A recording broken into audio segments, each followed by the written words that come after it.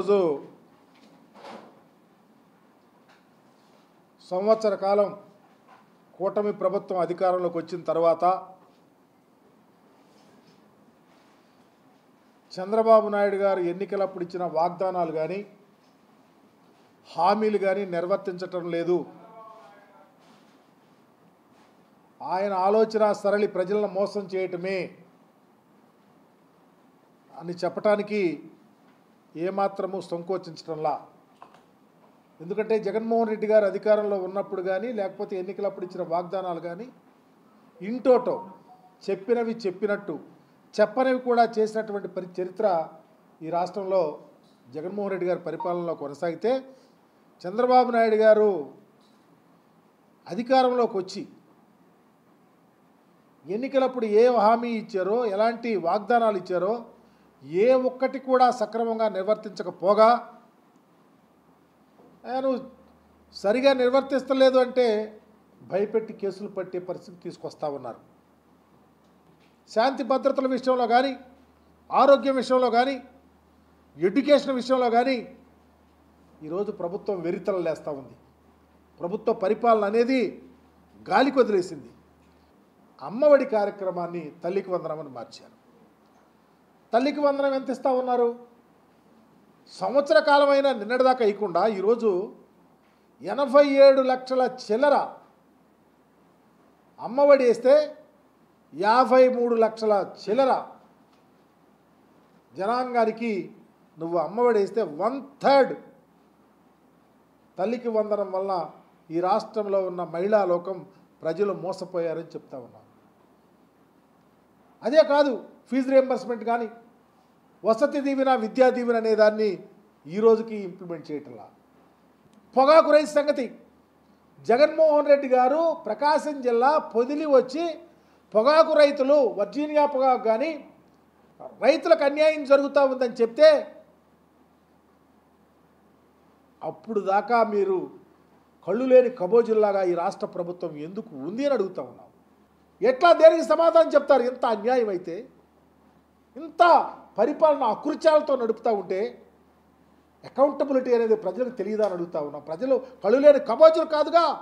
40,000 మంది పైబడి పొదిలి ప్రాంతంలో జగన్మోహన్ రెడ్డి గారిని చూస్తాకు వస్తే, వాళ్ళ వెతలు చెప్పుకోవడానికి వస్తే 40 మందితో రాళ్ళు వేయిస్తే ఆ రాళ్ళు పట్టుకొని చెప్పులు చేత్తో క్యాచ్ చేసుకుంటారు. ఎందుకంటే తగులుతూ ఉంటే పట్టుకోవాల్సిన పరిస్థితి. వాళ్ళని తీసుకొచ్చి లోనాయించారంటే దేనికి మీరు సమాధానం చెప్తారన్నది. అందుకని రాబోయే రోజులు తప్పకుండా వైఎస్ఆర్ కాంగ్రెస్ పార్టీ ఈ రాష్ట్రంలో మళ్ళా జగన్మోహన్ రెడ్డి గారిని కోరుకుంటా ఉంది రాష్ట్ర ప్రజలు. ఈ అకృత్యాలు, అమానుషాలు, దాడులు ఇక చెల్లవు. ఈరోజు కేసు పెడతారు. ఈరోజు చివరికి ఎంత దారుణం అంటే మా జిల్లా అధ్యక్షుడి మీద, మా పార్టీ జిల్లా అధ్యక్షుడైనటువంటి శివప్రసాద్ రెడ్డి గారికి కూడా నోటీసులు ఇచ్చారంటే ఏం సమాధానం చెప్తామని అడుగుతా ఉన్నాం. 6 నూరైన అగ్రహారాలు బీడైన ప్రజాస్వామ్యం వెలుగొందాలా? పరిపాలనా సౌలభ్యం కోసం బాధ్యతాయుతంగా మెలగాల్సినటువంటి వ్యవస్థలే నీరుగారుతూ ఉంటే ప్రజలకు ఎక్కడ న్యాయం జరుగుతుందని అడుగుతా ఉన్నా. అందుకని జరిగినటువంటి తప్పిదాలను సరిచేసుకోవాలని, పొదిలి ఇన్సిడెంట్లో బాధ్యతాయుతంగా ప్రవర్తించాలని, చంద్రబాబు నాయుడు 1 ఇయర్లో ఉన్న అకృత్యాలన్నీ వెళ్ళగక్కే విధంగా జగన్ మీదే ఉన్నటువంటి నమ్మకం, జగన్ అంటే ఒక పేటెంట్, ప్రజల శ్రేయస్ కోరటమే. చంద్రబాబు అంటే ఒక మోసం. చంద్రబాబు తప్పిదాలు, ఆ మోసాలను గమనించాలని కోరుకుంటూ ఈరోజు ఈ యొక్క కార్యక్రమాన్ని ముందుకు తీసుకెళ్తా ఉన్నాం. ఈ ప్రభుత్వం పాశవికంగా రైతు పోరాటాలను అణచివేయాలని చూస్తూ ఉంది. ఇది చారిత్రక తప్పిదం. తెలుగుదేశం పార్టీ దీనికి మూల్యం చెల్లిస్తుందని ఈ సందర్భంగా తెలియజేస్తూ ఉన్నాం. మాకు గిట్టుబాటు ధర రావట్లేదు అని రైతులు గగ్గోలు పెడతా ఉంటే వారికి మద్దతుగా జగన్మోహన్ రెడ్డి గారు వచ్చి ఈ జిల్లా రైతాంగం తరఫున గొంతుగ్గా కేంద్ర రాష్ట్ర ప్రభుత్వాలను కదిలించడానికి ఆయన వస్తే, ఆయన వచ్చిన పిలుపు మేరకే ఇవాళ కేంద్ర ప్రభుత్వం కూడా కదిలి కేంద్ర మంత్రులు, కేంద్ర కార్యదర్శులు, సెంట్రల్ గవర్నమెంట్ కార్యదర్శులు అందరూ కూడా ఇవాళ ఆంధ్రప్రదేశ్ వచ్చి పొగాకు సమస్య మీద పర్యవేక్షిస్తున్నారంటే అది జగన్మోహన్ రెడ్డి గారు ఒత్తిడి తీస్తేనని గమనించాలి. రైతుల కోసం నిలబడ్డ రైతు బిడ్డల్ని ఈరోజు జైళ్ళలో వేస్తూ ఉన్నారు. ఇవాళ మేము పలకరించడానికి జైలుకి వెళ్తే అక్కడ మా వాళ్ళు చెప్తుంది 220 మంది జైల్లో ఉంటే 200 మంది వైఎస్ఆర్ పార్టీ కార్యకర్తలన్నా అని చెప్తా ఉన్నారు. అంటే జైళ్ళు అన్నీ వైఎస్ఆర్ పార్టీ కార్యకర్తలతో నిండిపోతూ ఉన్నాయి. జైళ్ళు సరిపోకపోతే మేము స్కూళ్ళు కట్టాం, సచివాలయాలు కట్టాం, హెల్త్ క్లినిక్లు కట్టాం, హాస్పిటల్స్. మీరు జైళ్ళన్నా కట్టండి. ఈ 4 ఏళ్ళు మీ పాశవిక చర్యలతోటి మీ పాశవిక ఆనందం కోసం వైఎస్ఆర్ పార్టీ కార్యకర్తలు 1000 మందిని మీరు అరెస్ట్ చేసి మీరు అణిచివేయాలనుకుంటారేమో. జైళ్ళని పెంచుకోమని సందర్భంగా తెలియజేస్తూ ఉన్నాం. ఇది గుర్తెరగాలి. మీరు నేర్పించేదంతా మీకు రియాక్షను రివర్స్లో వస్తుంది. సమయం వైఎస్ఆర్ పార్టీ కార్యకర్తల నాయకులు తట్టుకోగలరు ఇటువంటి వాతావరణాన్ని. రేపు మీరైతే తట్టుకోలేరని సందర్భంగా తెలియజేస్తున్నా. ఇది ప్రభుత్వ చర్యని పూర్తిగా వ్యతిరేకిస్తూ ఈరోజు మా పార్టీ రిలీజ్ చేసిన వెన్నుపోటు చంద్రబాబు నాయుడు గారు గత సంవత్సరంగా కాలంగా ప్రజలకు ఇచ్చిన హామీలను ఏ విధంగా వెన్నుపోటు పొడిచింది పుస్తక రూపంలో ఆవిష్కరించడం జరిగింది. ప్రశ్నిస్తే కేసు పెడతామనే విధంగా మాట్లాడడం అనేది చాలా దారుణంగా ఉంది. రాజకీయాల్లో ఈ ప్రజాస్వామ్యానికి విఘాతం కలిగించేటటువంటి విధంగా రాజకీయ వ్యవస్థనే, రాజకీయ విధానాలకే అర్థాన్ని ప్రత్యేకంగా తెలియజెప్తూ ఎవరు అధికారంలోకి వస్తే వాళ్ళు ఎదుటి పార్టీ వాళ్లను కక్ష సాధించేటటువంటి విధంగా నడిచేటటువంటి విధానాన్ని తీవ్రంగా ప్రజాస్వామ్యం మొత్తం మేధావి వర్గాలు కానీ, విద్యావంతులు కానీ, సంఘ సంస్కర్తలు కానీ, మరి ప్రజా సంఘాల వారు కానీ అందరూ కూడా దీన్ని వ్యతిరేకిస్తున్నారు, విచారం వ్యక్తం చేస్తున్నారు.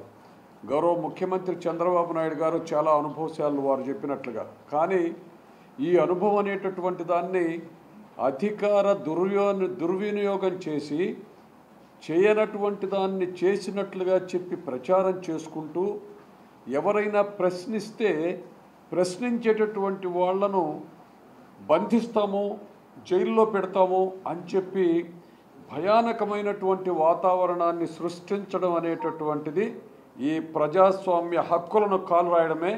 దీన్ని ఖచ్చితంగా తీవ్రంగా ఖండిస్తున్నాం. ఒక హద్దు లేకుండా మేము 20,000 అనుకున్నాం, 30,000 అనుకున్నాం, 40 అనుకున్నాం, అది 60-70 వేలకు ఒక హద్దు లేనటువంటి విధంగా కుటుంబాలు లేచి వచ్చి మాకు రక్షణ కల్పించేటటువంటి వాడు జగన్మోహన్ రెడ్డి గారే, మమ్మల్ని బ్రతికించేటటువంటి వాడు జగన్మోహన్ రెడ్డి గారే, మేము కాయకష్టం చేసుకొని పండించినటువంటి ప్రతి పంటకు కూడా గత 5 సంవత్సరాలు మద్దతు ధరచ్చి ఇంటికి పంపించి కొనిపించినటువంటి ఘనత జగన్మోహన్ రెడ్డి గారికి ఉంది.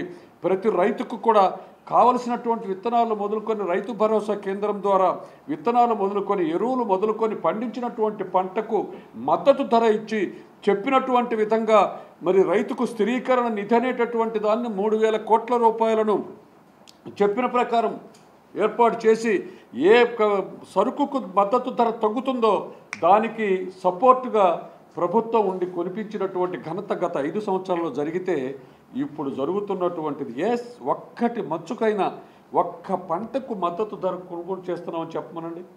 పైగా కొంటామని చెప్తున్నారు. మీరు గౌరవ పాత్రికేయులు వాస్తవంగా ప్రభుత్వం ఎంత బాధ్యత ఉందో అంతకంటే అధిక బాధ్యత ఈ సంఘానికి ప్రభుత్వానికి వారధులుగా ఉండేటటువంటి గౌరవ పాత్రికేయులందరినీ కూడా మేము వేడుకుంటున్నాం. మేము అపోజిషన్లో ఉండి తప్పు మాట్లాడితే మీరే ఖండించండి, ప్రశ్నించండి. ఈ ప్రభుత్వానికి అనుకూలమా ప్రతికూలమా అనే ఆలోచన చేసేటటువంటి విధంగా పథకాలను ఇవ్వడం, ఆ ఇచ్చేటటువంటి అరకొర పథకాలను అట్లా చేస్తూ మళ్ళా రైతు కోసం అయ్యా మాకు రేటు ఇవ్వండి అని చెప్పి రైతులు వస్తే ఆ రోజున పెడతారండి ఎవరన్నా నిరసన ప్రదర్శన?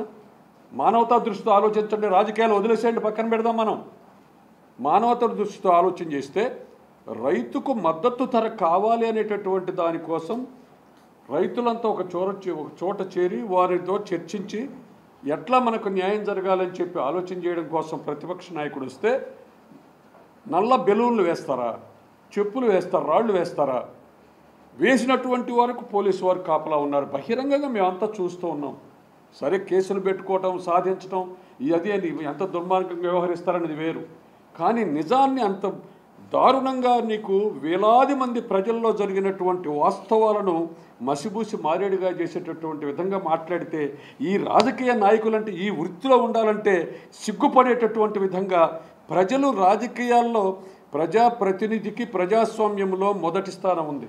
అలాంటి ప్రతినిధులు సిగ్గుపడేటటువంటి విధంగా రాజకీయ వ్యవస్థనే నిర్వీర్యం చేసేటటువంటి దారుణమైనటువంటి ఈ పరిపాలనా విధానాలు అనేటటువంటి వాటిని, ఈ కక్షపూరిత రాజకీయాలను తీవ్రంగా ఖండిస్తూ గౌరవనీయులైనటువంటి సీనియర్ నాయకులు చంద్రబాబు నాయుడు గారు, మీరు 20 సంవత్సరాలు ముఖ్యమంత్రి అయ్యారు, ఏం కావాలి ఇంకా మీకు? ఇప్పటికైనా ఒక సంస్కారవంతంగా, ఒక పద్ధతిగా సంఘానికి శాశ్వతమైనటువంటి మంచి జరిగే సూచనలు చేయండి. ఆ విధంగా పరిపాలించండి.